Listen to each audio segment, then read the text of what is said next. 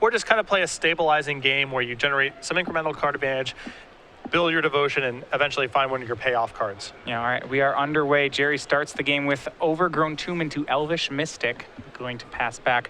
When you look at a Gerry Thompson deck, what's interesting is you can always see what it is that he believes the metagame to be, and you see 2 copies of Setessan Tactics in his main deck. Very good against opposing aggressive strategies. Opposing beatdown decks can be problematic for green devotion strategies because fighting against a quick clock and a removal spell for one of your accelerants is pretty tough. Setessan Tactics gives it a great tool against those kind of matchups. And we see Gerry kept a hand with only 1 land, and he had a turn 2 Satyr, but he did not have...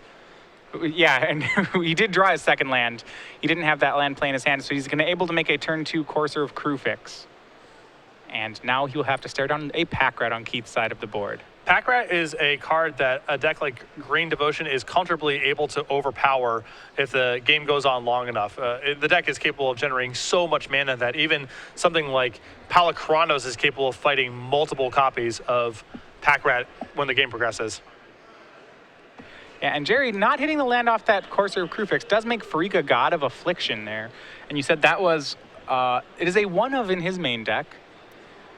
And right now, devotion-wise, he has 3 more devotion. And as you see there, it has the ability to turn into a 5/5, and it can eat creatures from graveyards to make 1/1 black and green Death Touch snakes. And a small operations error there by Keith as you see him just go straight away and ultimate price the Courser Crewfix. Could have waited in Gerry's draw step to see if there was a land on top, which could potentially affect his decision. Right. He does, so he does hit the Courser. Does swing in with Pack Rat. So right now our life totals are Keith's at 16, Gerry is down to 14. We see, Gerry, as we know, Gerry drew Setessan Tactics for the turn, so he does not have another land as of yet. His devotion for Pharika is only 3, so he's not going to be able to activate her yet. But because Keith tapped out, that gave Gerry the opportunity to Setessan Tactics, the Elvish Mystic, and fight down the Pack Rat. Keith perhaps may have wanted to keep his Mutavault up last turn to be able to protect himself from the tactics that was on top of the deck. Also, possibly just happy to trade the Pack Rat away for the tactics. Yeah, we'll see right now. Second Mutavault for Keith that swings the first one. And see if he has a follow-up play. He has at least 1 more Swamp, but no removal spell right now. And this is the type of game and matchup where there's a large possibility that Pharika plays a big role because the game's going to go on for a pretty long time. Keith's going to be trying to win with Mutavault activations, and Pharika very powerful against Desecration Demon or any attackers on the ground that Keith might add. Well, yeah, now that Pharika has resolved, the Mono Black Devotion does not have any way to get her off the table. So she'll be there for the rest of the game, and you're right, that does put a little bit of a clock on the Green Devotion deck, it would seem. You see that turn. Gerry goes ahead and swings with the Elvish Mystic. Looks like he's preparing for a Death Touch Snake. He chose that option over making Voyaging Satyr for the turn. I think Gerry is settling in for a pretty long game, which is often the case against Black Devotion. It just trades 1 for 1 a lot. So anytime he can squeeze some value out of Pharika is very important for him. Especially when Keith is representing a hand with not very much. Nothing proactive. He didn't cast a creature last turn, even though he could have. So his hand is either lands or removal spells. It can't really be anything else. Right. And so what we're seeing here is Gerry, figuring that his hand is removal spells, is happy to just play around them by making snakes. Yeah. We see Hero's Downfall takes out Elvish Mystic, and Gerry makes an end-step snake. And there was no Mutavault attack there. That's still because of the Death Touch Snake. Because he made it, yes, he made it on end step. And it seems, so Pharika's doing double duty here. She's stopping Keith from attacking, and she's also just giving Gerry incremental value, it would seem. And is also threatening to go and fulfill the devotion requirement as this game drags on. So attacking Keith from a lot of angles here. Yeah, Gerry's turn was Burning Tree Emissary into Voyaging Satyr. That ups his devotion to all the way to count to 5. So next turn, if he can hit a land for that Palukranos, he will have an online Pharika. But Gerry's just happy to trade. He goes ahead and trades Burning Tree Emissary for a Mutavault from Keith.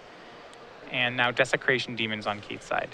This is a spot where Pharika gets to do a lot of work. Very good at containing Desecration Demon. We see Gerry finally does hit that third land, so he has a choice between one of his pair Palukranos in his hand, or also Nylea, God of the Hunt. And he's very close to fulfilling the devotion requirement for both of his gods, which could be a huge damage swing. Absolutely. He's going to start with Palukranos for the turn that taps out. Does swing with the snakes, that puts Keith down to 13. And Gerry's at 12, so has to be careful about this Desecration Demon. He does not want to get Gray Merchanted out of the game either. Yeah, I wouldn't be surprised to see Gerry take one hit from this demon and then start tapping. He also may tap this turn, but he's at no immediate threat of being killed by Gray Merchant because Keith can only have 4 black mana symbols on the table. Jerry's going to play defensive, which I think is fine here too. And Pack Rat made by Keith. He does only have 1 card in hand though, so no threat of a very large Pack Rat. We see the draw for Gerry was Eidolon of Blossoms. That is devotion number 7 if he chooses to go for it. And Eidolon of Blossoms is made there, draws a card, and now we do have a 5/5 Pharika in play. I think Gerry is correctly sensing Keith's hand has very little going on and is just trying to end this game as quickly as possible.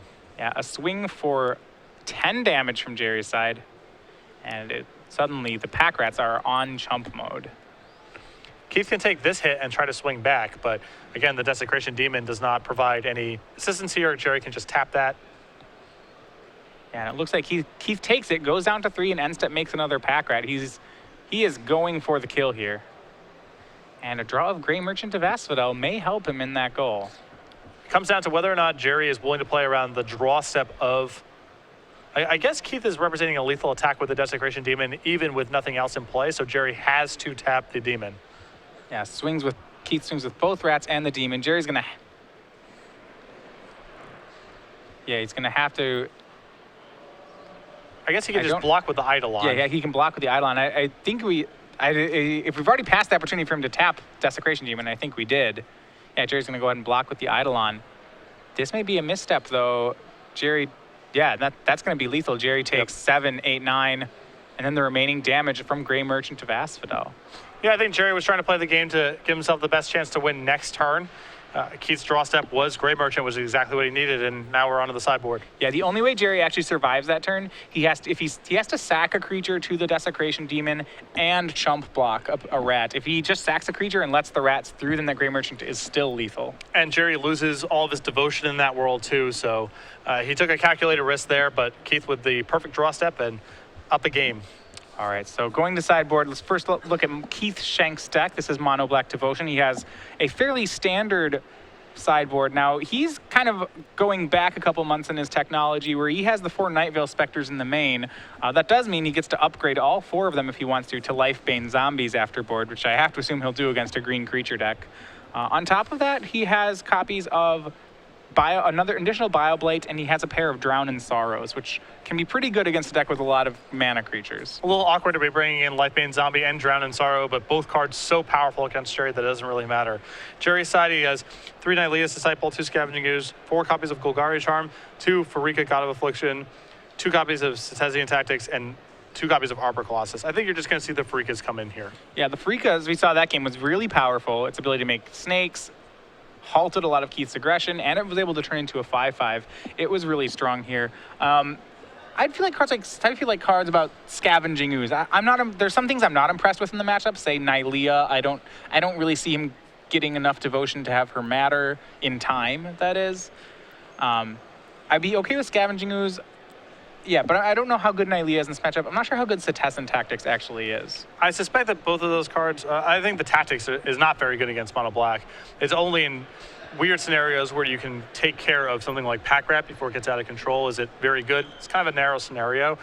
I don't know if he's going to want Scavenging Ooze. I don't think it's fundamentally very good against Mono Black Devotion, but it's possible he just wants to have more of a normal game plan of a curve of creatures rather than trying to get to some sort of very large Nykthos payout, because his stuff is more likely to die post-board. It's harder for him to build up a board. So Scavenging Ooze, if it does come in, I think is more of a concession to Gerry feeling like his primary devotion game plan is hard to execute against Mono Black. Yeah, certainly when Black has a lot of removal, that plan becomes more difficult from the devotion side.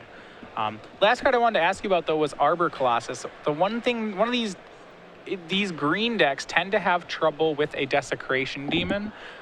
They don't, he doesn't have anything like Plummet. He doesn't have any way to kill the Desecration Demon, and it hits him pretty hard in addition to blocking his creatures. Arbor Colossus is one of the few ways Gerry can get rid of it. Is that good enough to warrant boarding it in? It's maybe. I just think it's really tough to play those kind of cards against the Doomblade Heroes Downfall deck. I think Gerry's best payout is Garruk Caller Beast. It's hard for Keith to attack and generates immediate value and wins the game if it goes uncontested. I think a lot of his other large creatures are just troubled. All right, and we are underway. Both players keeping 7. Gerry starts with a turn 1 Elvish Mystic. No Thoughtseize from the other side. Gerry with a 2-land hand, but a lot of mana acceleration. We'll see how fast he can come out of the gates here. It looks as though Gerry has also brought in the Arbor Colossus. We see one in his hand and on the top of his deck. Yeah, so turn 2 Courser of Krufix. Gerry with no 3rd land is going to hope to hit it next turn, but Keith has played nothing yet. And we see ultimate price on Courser of Krufix. Gerry does not hit that next land. He can either replace his Courser, or he can just go for the safe mana. Looks like he's going to do the latter as he makes Sylvan Caryatid for the turn. I like this play a lot more. Just get a stable source of mana in play. His hand's very expensive. You see Eidolon Blossoms, 2 copies of Arbor Colossus. And we'll get to see the rest of it as Keith makes a Lifebane Zombie. We see the pair of Arbor Colossus, an Eidolon of Blossoms, and a Voyaging Satyr, all in Gerry's hand. Wouldn't surprise me for Keith here to take the Eidolon if he has the tools to fight over the Arbor Colossuses, which are just Doomblades and Heroes Downfalls and such. Right. If you're Keith, you'd have to be worried. The worst possible thing would be if Gerry just starts slamming Arbor Colossuses. And so you have to make sure that he can't do that. However, he doesn't get to know the top card of Gerry's deck and know that it's not going to be any help. Gerry taking his turn, as you see, shortcutting through the untap. So Gerry on his turn draws the known Course of Krufix, plays Overgrown Tomb off the top of the deck, gaining a life, losing 2, and then plays Voyaging Satyr. So a lot of permanence in play for the turn. You're getting a pretty good lesson of why Lifebane Zombie is so good against Green Devotion, though.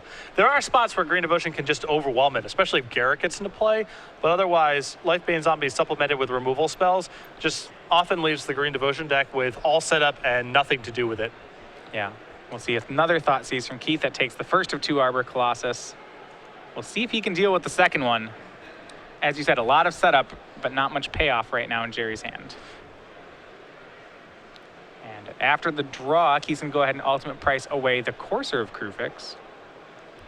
You see Garrick Collar Piece on top of Gerry's deck. That's the type of card he needs in this matchup. Yeah, with the Green Devotion decks, we've kind of said there's about 12 real cards and then a lot of enablers, but Garrick is certainly qualifies as one of the real cards.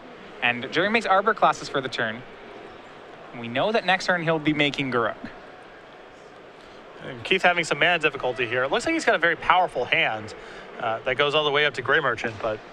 So because Keith ultimate priced the Courser, would you assume that he has a pinpoint removal spell for Arbor Colossus if you're on Gerry's side? Yes. All right. But no land, no play for Keith, just passes back the turn. And he's going to need something fast. This Garruk could just bury him on one activation. I'm shocked that Keith did not send an attacker last turn. If he wants to trade with one of Gerry's mana creatures, you know that his mana creatures are likely to be tied up with the Garrick that he's casting the following turn. And it seems really hard for Keith to win this game in any sort of long-term sense without just damage racing. Right. Keith goes ahead and chumps the Arbor Colossus, and now Gerry will play Garrick for the turn. And Garrick gets Pharika, Elvish Mystic, and Sylvan Caryatid. Yeah. And the Pharika, a pretty big find. Now, it's possible that Keith did this block because he has a Bile-Blight in his hand, but it's still, that Lifebane Zombie feels too significant to me. Yeah, Lifebane Zombie could let him also give him a route to attack down the Garrick. That would still be 2 Garrick activations later, which is probably, damage done. But as you called, Bile-Blight does finish off Arbor Colossus. We'll see if Keith can recover. He's going to Lifebane Zombie again, taking the Pharika. So he has successfully taken all the real cards that Gerry has right now. Unfortunately, Garrick has a habit of finding a lot of real cards. Absolutely. Garrick pluses again. This time it's a modest 1 card he finds, but that card is Polukranos World Eater, so it's another pretty beefy threat. Not shabby to just even play a Polukranos this turn, fight and kill the Lifebane Zombie and attack for some damage. I mean, all these are just tempo plays trying to prevent Keith from getting to a spot where Grey Merchant matters. That's exactly what he does. He plays Polukranos, monsters to sit for 1, eats a Lifebane Zombie, and swings for 1 with Voyaging Satyr. These are the spots where it's hard for Mono Black Devotion to catch up, obviously. Gerry's in no risk of dying in the short term, and there's a Garrick in play, meaning Gerry's not in much risk of dying in the long term also.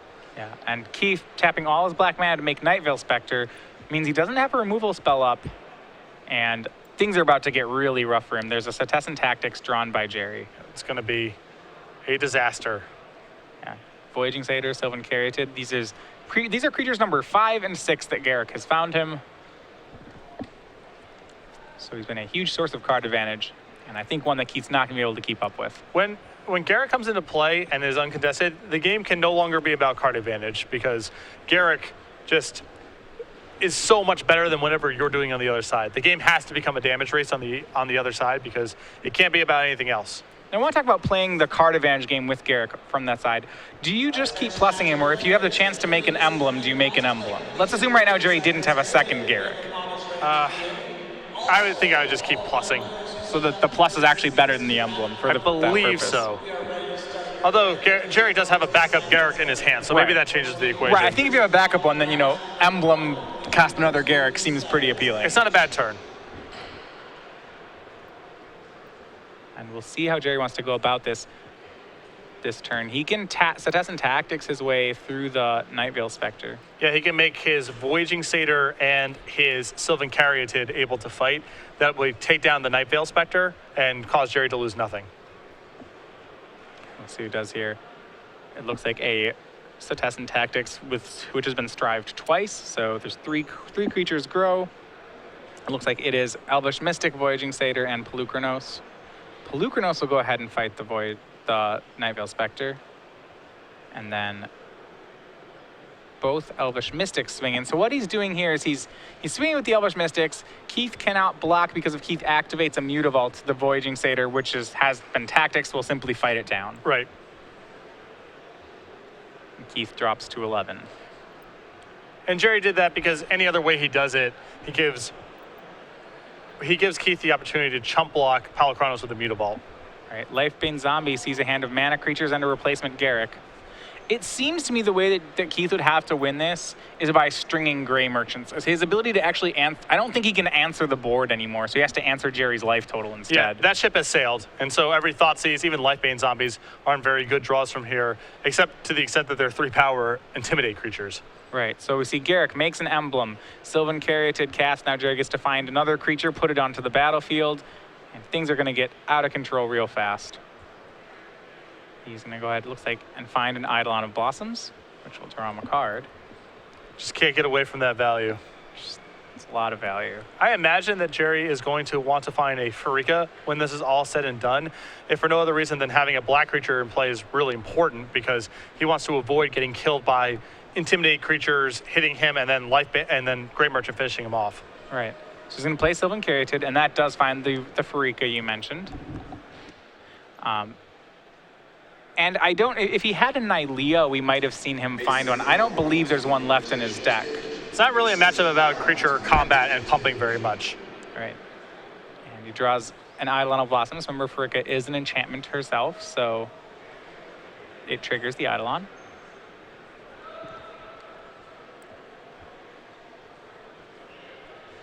And it's curious how Lifebane Zombie can pivot so easily from being just the best thing that Keith has in the matchup and a card that Gerry struggles to beat to something that has nothing to do with what's going on in play. Yeah, and we might see if Gerry wants to make another land here, he could make a land, drop, find another Pelucranos, I believe, and then monsters it. He's going to go ahead and go for Eidolon of Blossoms. This will draw him 2 cards and find a creature. So he doesn't have the mana to make that play. I believe he's 1 short. And it's interesting, if you're looking at Gerry's deck as he's going through it now, he's almost out of creatures. Right, and now this is just showy. He has 3 Eidolons in place. This will draw him 6 cards. Well, they come into play 1 at a time, I believe. So he'll draw 5. Yeah. Still a lot. Yes, still plenty.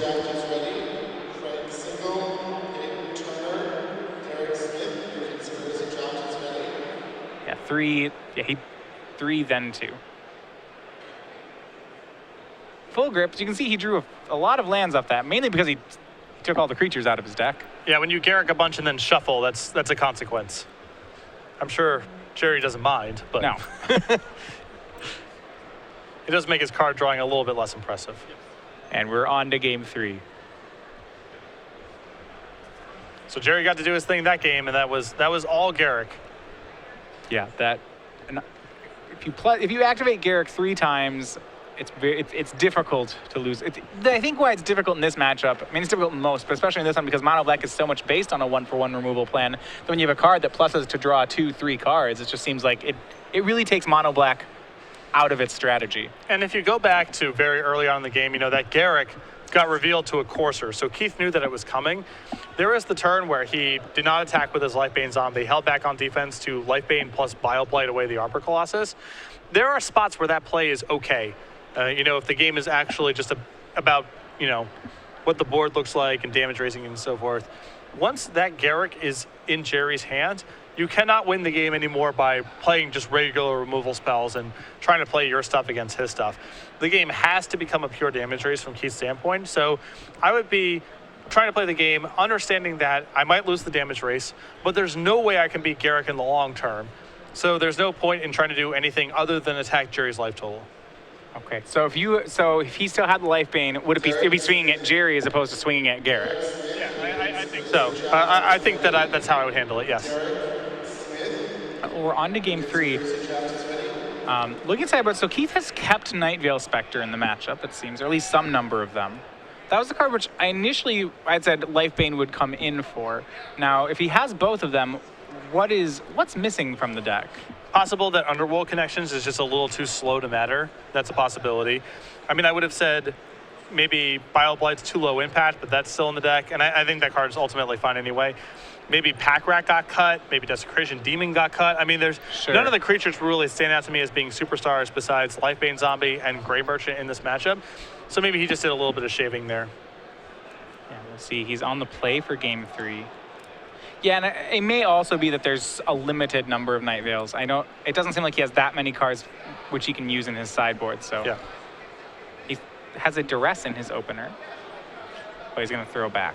And Gerry with very few spells in his deck. Now, I know the Garrick was the most dramatic thing that was going on there, but his main deck only has 6 spells, the 4 copies of Garrick and 2 tactics. And in the sideboard, it's not clear if he brought in any of his spells. Yeah, so it is just the Garrick Caller Beast. However, that card is so good against mono black, it's not unreasonable to board in a Duress. No, and he can reasonably expect Gerry to maybe have more spells than he actually does, but there's a really high chance that Duress whiffs. Really high chance.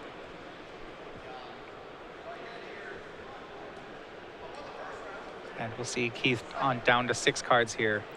Those of you joining us, this is round 2 of the Invitational. This is one of our standard rounds for today. I'm Matthias Hunt, and joined by Patrick Sullivan. We're going to get to see if he hit that Garrick. It's a Duress. No, Garrick is not there. Gerry has kept 3 lands, 2 Caryatids, and then the enchantment combo of Eidolon and Courser. This is a beautiful hand for Gerry as a stable way to get to Eidolon, then play Courser the following turn potentially. Just a hand with a lot of value, very well suited to fight Mono Black's removal plan post-board. Yeah, I like how the Caryatids make it Devour Flesh proof on top of that. He'll get the card off Eidolon. He may even get, if Eidolon doesn't die right away, then Gerry will be very far ahead. We see Keith's second land, then passing the turn, and a turn too late for the Duress. Gerry draws the Garrick. Perfect, just perfect. And it looks like a pair of Bioblights hiding out in Keith's hand. So turn 2 Caryatid goes into a turn 3 Eidolon for Gerry. And that will eat a Bioblight before it has a chance to draw any more cards. And I think it's going to be really hard for Keith to win this game if he doesn't have Desecration Demon this turn. He does, so it's a contest, but he can't win any sort of card advantage game anymore. So again, he has to pivot and make the game about tempo. All right, Gerry makes Courser of Crufix. It sees a Temple on top. Now Gerry has the option, he can either play the Temple and Scry, or he can cast another Caryatid. He has drawn Setessan Tactics for the turn, so if he can get enough creatures on the board, he can fight down the Desecration Demon. It would be at huge cost. That's a tough way to do it. I'm sure Gerry would hope to just get Garrick into play and then have enough resources and extraneous creatures to just overwhelm Desecration Demon that way. To just, continue to tap it. And I think that's what he's going for. He's going to make the land from hand and then play Sylvan Caryatid. So yeah, I think the plan here then is to make Garrick, start plussing it, and sack a mana creature every turn. Yeah, I think that's going to be Gerry's game plan here. Temple drawn, but he's going to play a forest off the top of his deck, move back up to 16 thanks to Courser. Does have to reveal the top card, but we'll see it again anyway in a second. Yeah. Gerry may just be shortcutting here because it's about to be revealed. Yeah, +1's on the Garrick, and it finds Caryatid, Elvish Mystic. It finds more fodder for Desecration Demon. So yeah, this is now Gerry's game plan here, is just trying to fight the demon by just kind of arbitrarily throwing away a couple mana creatures that he doesn't need. Just as extraneous stuff he's going to be drawing off of Garrick. Yep, and once again, it's Garrick Caller Beast doing a ton of work. You see a second one in Gerry's hand now too, just in case there is a trick waiting for him. A swing by Courser. Keith's going to trade. He's going to trade a Bioblade for the Courser. Shrinks it and unblocks it with Mutavault. I just saw before, Gerry goes ahead and sacks a Elvish Mystic to the Caryatid. He is careful to play around cards like Drown in Sorrow by sacking the Mystic and not a Caryatid. And the Caryatids are just much more stable against a deck that's removal oriented. And so now Gerry has some options, right? He has 7 mana, so he can go Eidolon into Courser, or he can play a Garrick. I think he's going to do the Eidolon Courser route. So Eidolon draws a card. Courser draws a card, which he has to reveal. And I think this is the type of setup turn. I think Gerry will still ultimately sack to the demon, but he wants to just get a board set up so he can play Garrick, take a deep breath, still be able to incidentally tap the demon, and then take over the game from there. Keith only has 3 Heroes Downfalls left in his deck. There's a very good chance that this follow-up Garrick goes uncontested. Yeah, not to mention, this Arbor Colossus on top of his deck, as mentioned before, this is one of the weapons that green actually uses to fight Desecration Demon. Gerry may just actually try to kill the demon with Arbor Colossus. I think that's too much time unless Gerry also finds a Nykthos next turn. But the larger point is just he has the tools to kind of mitigate the damage the Desecration Demon can deal right now. And that's Keith's only path right now. Yeah, I don't see Gerry running out of creatures to sack to it. And like I said, yeah, he does, if he needs to, he can try to kill it. He can just continue to draw cards. He's not running out of resources. Right. What we spoke of earlier, when Garrick is in play for a couple turns, the game can no longer be about card advantage from the other side. And we see Arbor Colossus drawn a Pharika hiding on top of Gerry's deck. And he'll go ahead and draw that with Garrick. He plays a second one. Yeah, he gets at least the Pharika. We'll see if he gets more. Nope, just the Pharika. It's a rather modest Garrick activation there. But he will play the Temple of Malady off the top. That gains him a life. And now he sees Nykthos next turn. That could be real big. With Gerry having that many cards in hand, already has a fairly built-up board, you have to imagine that's the last piece of the puzzle. And continues to be aggressive here. He's going to go ahead and swing Courser. Decides he's okay trading it if Keith has yet another Bioblade, which Keith does. Those Bioblades get to do something, so yeah, not a huge cost to run it in there. Gerry's going to sack the Elvish Mystic to take care of Desecration Demon, and Gerry gets drained for 4 from Grey Merchant of Asphodel. However, Nykthos is going to do a bit of work here. Gerry getting really paid off for the way that he's played that game. For this game, he's been really conservative, making sure he doesn't take Desecration Demon hits because he knows he has inevitability here. And you see a Grey Merchant off the top for Keith. That could have been dangerous if Gerry took even 1 hit along the way from that Desecration Demon. Yeah, and we see now he does have enough mana if he wants to. Yeah, he's going to put Arbor Colossus into play. Looks like use Nykthos to go ahead and take care of Desecration Demon while Keith is tapped out. This is a nice turn for Gerry. This is very good. He's choosing which way he wants to kill things right now. It looks like he has tactics in his hand as well.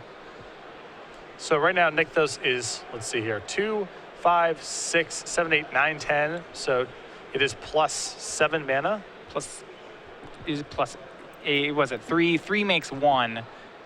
So it's -2 to use a Nykthos. So yeah, it's plus. The Nykthos itself in 2 lands. Nykthos 7. Yeah, it's plus. It's a lot. 7. And he's going to go ahead and do that. He's going to immediately Monstrous the Arbor Colossus and cast Pharika. Drawing a card. She is an enchantment.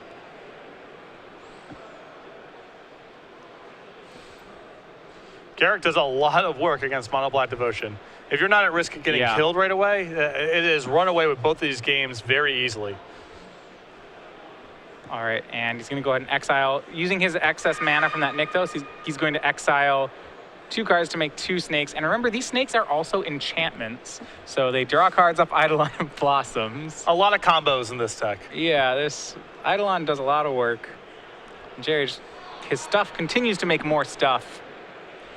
And should just be ready to... Winning should be easy from here. Yeah, I believe Keith with just a land in his hand, and even if it was something else, I don't think it would be that significant. Yeah, Gerry just has to make sure that he doesn't get burned out. He's at a very healthy 15. There aren't very many black mana symbols on Keith's side. Seems unlikely that that would happen. I think Gerry is going to try to pivot a little bit and just apply as much pressure to end this game quickly. He doesn't need to do any more development turns. Play a forest off the top. Gerry goes to 16. Plus his Garrick. Let me get some more cards. We have a trio of Pelucranos. Gerry can monstrous that for a lot. There you go. Burning Tree Emissary. And he's going to use that mana to activate Nykthos for a ton of mana. Now, to kill the Gray Merchant, he's going to have to pay 13 to cast Pelucranos and kill Gray Merchant. Totally incidental. I think he has 13, right? 13 to spare. That's not even expensive. Well, the tap of the Nykthos, I believe, is only... Oh, it's for exactly 13. That's really convenient. Okay.